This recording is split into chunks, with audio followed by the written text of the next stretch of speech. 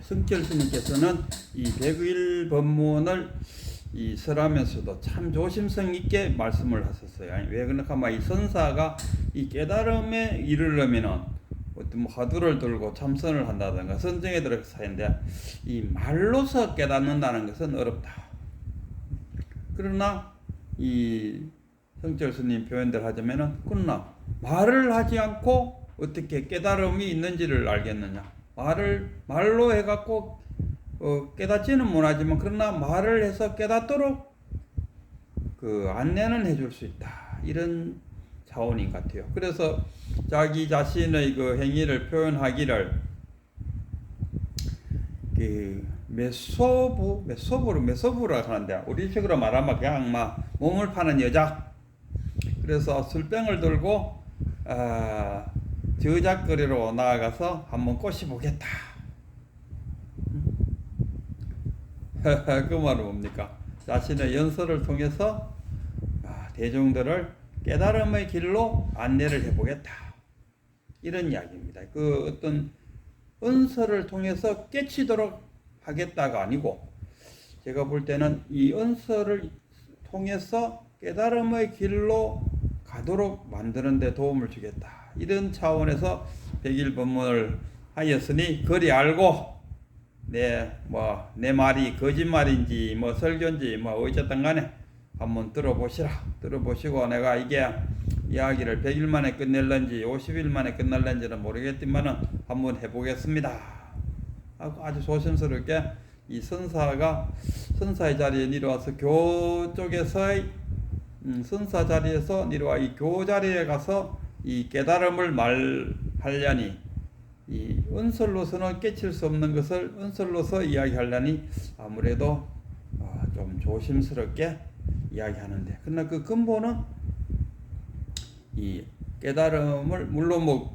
그 성철 스님의 그 연설을 듣고 우리가 성철 스님 성립하니까 제가 그 입에 닿아갖고 두 가지를 그냥 막 쓰겠습니다. 어떨 때는 노장이라고 하기도 하고 어떨 때는 성철 스님이라 하기도 하고 하여튼 내 편한 대로 말씀드리겠습니다. 이 노장께서는 어떻게 이 선을 깨달음을 말로 표현할 수 있을까를 대해서 혹시나 그 선사들에 대해서 누가 되지 않을까 하는 그런 조심성을 갖고 그러나 성철 스님 이런 이야기합니다. 금강경을 소개하면서 우리가 금강경이 아니라 금강산 금강산 저도 한 번도 아직 안 가봤어요. 제가 저 아쉬웠더니 그때 금강산 관광할 때 아이고 그때 왜 못 가서 가는 그 아쉬움이 남는데 그러나 우리 금강산 가보지는 않았지만은 여러 가지의 글과 사진을 통해서 금강산 참 멋있고 꼭 가보고 싶은 곳이구나 하는 생각을 갖도록 만들지 않습니까?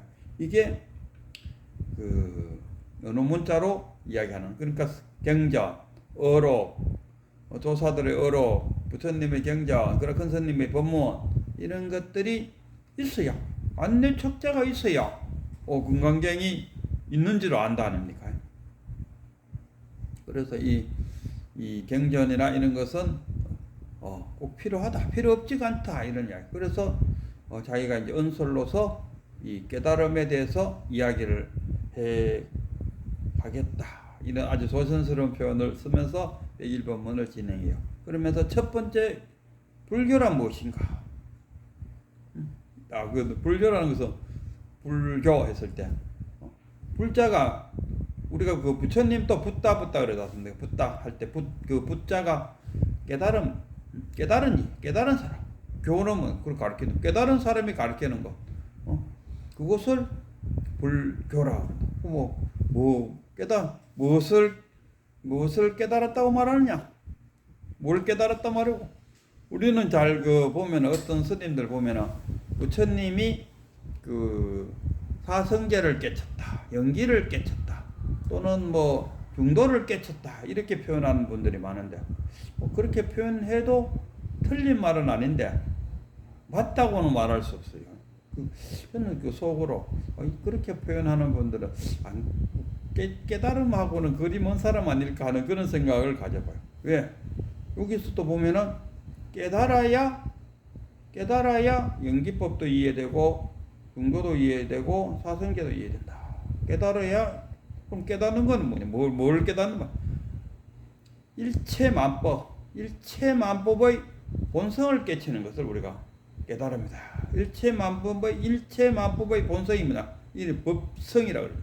그럼 개개인적으로 보면 자성이라고 그래요. 그 자성과 법성은 같다. 대우주와 소우주 이렇게 보면 되겠죠. 자성과 자성, 내 본성이래다. 그러니까 우리가 흔히 잘 아는 말로 내가 누군지를 아는 거, 그것이 자성이다. 법성은 뭐냐? 법계가 뭐 어떤 건지를 아는 것은 법성은 법의 성품. 우리는 법계에 산다 그러지 않습니까? 그것을 깨치는 거, 그것을 탁 깨치는 것을 우리가 깨닫는다. 그래서 깨닫고 나니까 뭡니까? 연기법. 부처님도 깨닫고 난 다음에 연기법을 설하고 사성제를 설하고 그 다음에 중도를 말하고. 부처님이 그 법성을 깨친 이후에 모든 법성의 근본, 모든 법계의 근본, 본성, 자성을 깨치고 나니까 다 우주 마벌통이 다 연기로 구성되어 있구나. 그거를 알았다 이거. 깨치 난 이후에 알았다지. 알았다는 것을 사람들은 깨쳤다고 이야기합니다. 왜 그런가 하면 우리 오비구를 찾아가서 연기법을 설했다 아닙니까? 우리 설함으로써 그러면 오비구가 연기법을 알았나? 아니잖아요. 연기법을 들으면서 중도를 들으면서 사성제를 들으면서 하고 모든 이치를 터득했다. 자기 자성을 알게 됐다. 그거 아닙니까? 그걸 깨쳤다. 깨쳤다는 것이 그겁니다. 뭘 깨치느냐 했을 때, 뭘 깨치느냐? 내가 누군지 알고 내 성품을 알았다. 부처님은 모든 중생들에게는 불성이 있다. 그럼 내가 내한테 있는 이 불성을 단지 불성을 아는 것, 체득하는 것, 그게 깨달음이라. 그럼 깨친 거라. 보면 깨침을 굉장히 복잡하게, 심오하게, 인간으로서는 깨침의 도리 그 단계에 들어가는 것은 거의 바늘구멍에 들어가는 것처럼 억수로 어렵게 하는데, 우리 조사님 중에서는 깨닫는 거 그거 회사도 그만지기지. 이게 이렇게 표현했어요. 회사도 그만지 이걸 깨닫는 걸로 말하는데, 이 학자들, 특히나 깨치지 못한 학자들 이야기 들어보면 오한과 육신통을 다 열리야 되고 어쩌고 저쩌고 이 깨침에 대해서 엄청난 신비론적으로 이야기를 해버려요. 그러면 누가 깨치노? 그러면 깨치려고 한 사람 누가 있노? 아무도 그 길로 안 가지. 그러니까 지금 낙담되어 있는 이 상태를 그 노장께서 백일 법문을 함으로써 왜 합니까? 길 안내를 하고 있다. 그 노정기라 하죠. 노정기. 노정기를 하고 있다. 특히 길 안내서 내가 노정기를 하고 길을 안내하는, 우리가 관광 같은 데 가면은 깃발 들고 앞에 서 있는 사람 있지 않습니까? 그리고 우리는 중국 같은 데 이렇게 놀러 가면 1조, 2조, 3조 나눠갖고 조장 깃발 들고 있으면 그 조장 따라 졸졸졸 따라가지 않습니까? 그거라. 지금 성철 스님이 하고자 하는 이야기는 그겁니다. 그 노정기를 하고 싶다. 하도 쓸데없는 이야기들로 깨달음이 뭔지 이렇게 자꾸 복잡하게 이야기해놨는 거. 그러니까 저도 만약에 그때 만약 울산에 있는 아침선인가 해암 선생이거든. 그분의 유튜브를 들었는데 내같이 이렇게 어설프게 생긴 저도 깨달았는데 여러분도 깨치려고 하면은 다 깨치요. 저도 깨치려고 전국을 돌아다니고 자기 노력을 많이 하고 그렇지만 어쨌든 간에 이 어설픈 저도 다 깨쳤는데 여러분도 한번 깨치요. 그리고 자기가 하거나 또 두 번째 이야기가 내가 깨치고 나니까 이게 전부인가? 처음에는 여기 나올 뻔했대요. 이게 전부인가? 몇 번이나 이게 전부인가? 그럼 나는 그 유튜브를 듣고 뭘 느끼나 하면 깨달음이라고는 꼭 스님 아니라도 되는갑다. 그럼 나도 깨칠 수 있겠네 하는 어떤 자신감. 그리고 깨치고 나서 여기 나올 뻔했다 하는 그 이야기야. 깨달음이란 거는 그게 그렇게 그런 건 아닌갑다 하고 깨달음에 대한 기대치를 팍 낮췄어요. 그러고 나서 그 경주에 있는 큰 스님 백운 스님하고 독대를 했어요. 그 독대를 하면서 큰 스님이 참나를 찾는 것이 깨달은 것이라고 이야기하면서 독대를 하는 와중에 뭔가가 맞네, 딱 그 생각이 들었어요. 그래서 우리 큰 스님이 저보고 그러더라고. 이제 조그마한 뺑아리 한 마리 태어났네 이러더라고. 그때 만약에 내가 정말로 그 깨달음에 대해서 괜히 쓰잘데없는 오한과 육신통까지 다 이루어져야 된다는 동 뭐 허황된 생각을 가졌다면, 그리고 깨치고 나면은 뭐 저기 있는 구름도 손가락으로 딱 찌르면은 구름이 나한테 싹 달라올 것 같은 그런 것을 깨달음이라고 생각했더라면은 저도 그 근방에도 못 갔을 겁니다. 근데 그렇지 않아요. 정말 깨치고 보면은 최소화도 겉만지기 보다가 더 쉽게 툭 깨쳐졌고, 깨치고 보니까 아무것도 없어요. 그냥 텅 빈 그 자체. 뭐 아무것도 없었어요. 그냥 오히려 가진 것조차도 놓아버리는 거. 더 가질 수 있는, 깨달았대서 더 많은 것을 내가 가지는 것이 아니고 가진 것조차도 턱 놔버리는,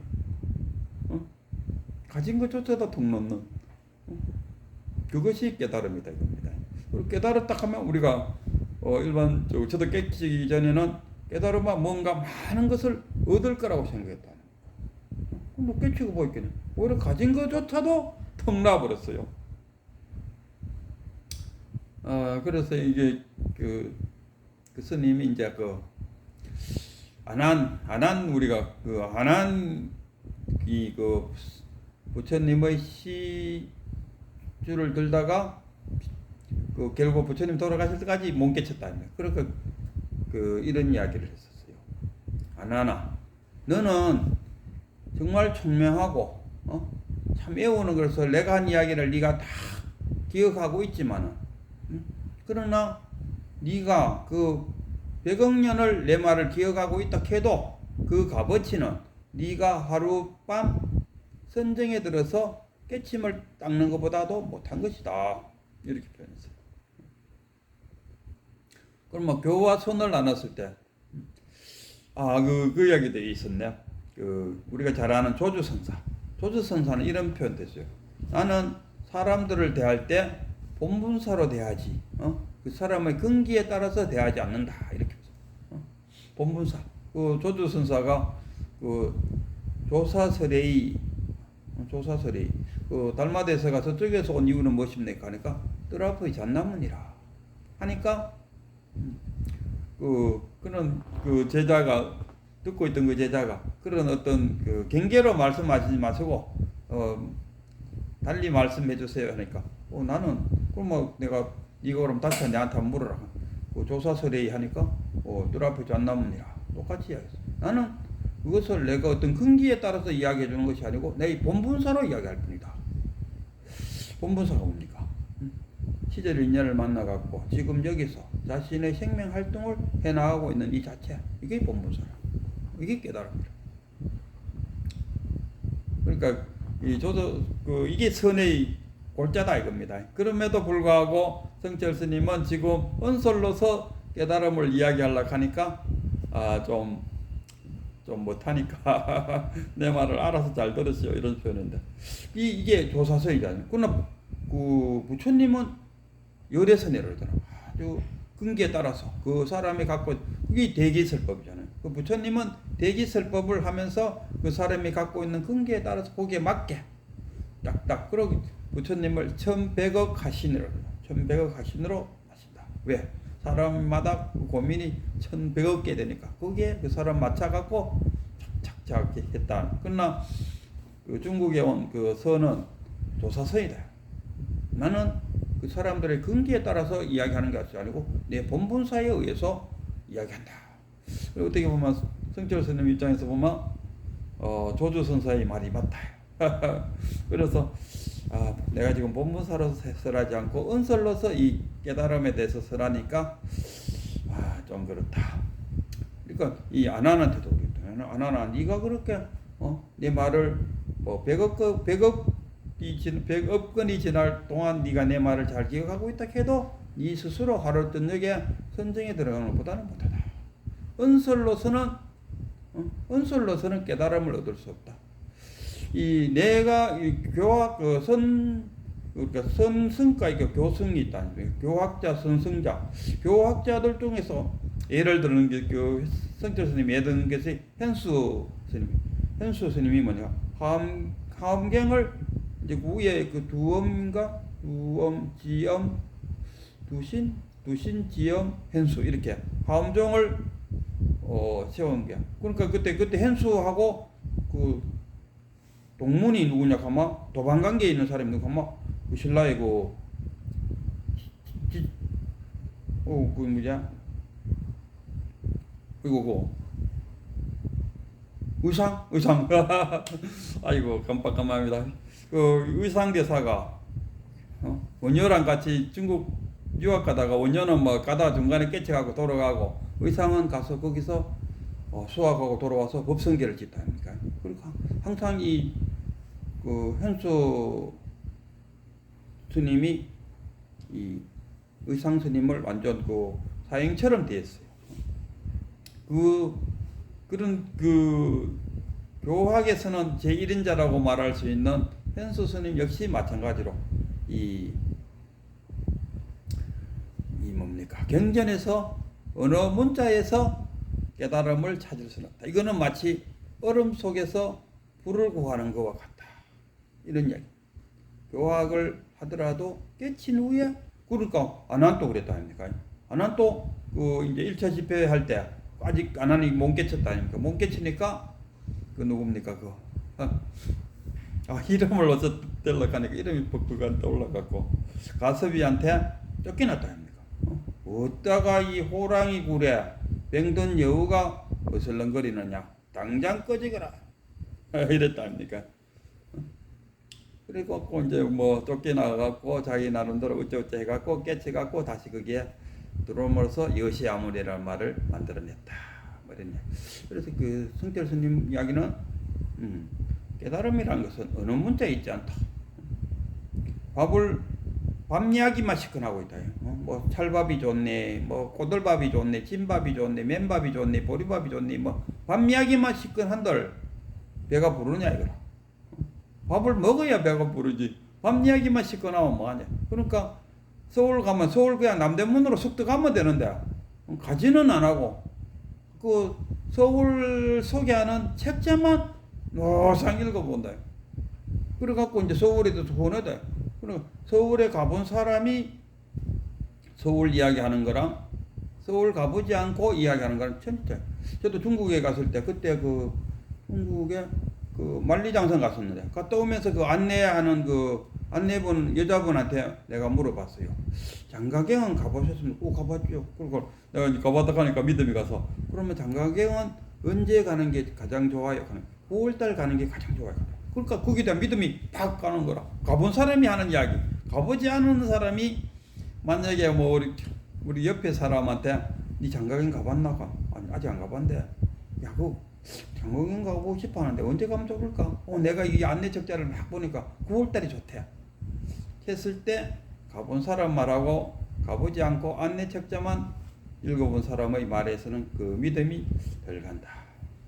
그리고 그러면서 이제 교학자 최고의 근위 있는 교학자 현수법사를 이야기하면서 현수법사도 그렇게 말했다. 깨닫고 나야 이 경전이 옳게 보인다. 경전이라는 거는 저도 그렇죠. 깨치고 경전을 읽어보니까 그 경전의 그 속뜻이 훨씬 더 잘 이해가 되더라고요. 그 경전에서 부처님의 가르침이 속속속 잘 들어오더라 이런 이야기입니다. 그래서 이 성철 스님이 조심스럽게 이제 설법을 일례를 이제 마치고 이 지금 말하고 있는 이 자체는 아까 어제가 이야기했던 그 자기의 그 순사가 말하는 설법 그것이 본론이고 지금부터 100일간 하는 이 100일 법문은 하나의 그 설법에 있어서 하나의 사죽에 불과하다. 그러니까 사죽도 뭐 필요 없는 건 아니죠. 그러니까 금강산을 우리가 가보고 싶다는 생각이 들도록 해주는 것이 안내책자이지 않습니까? 안내책자 없이 금강산이 있는지 없는지 모른다. 그래서 그 성철 스님의 백일 법문은 금강경을 소개하는 소개서 정도로 알아들어라 뭐 이런 이야기 같습니다.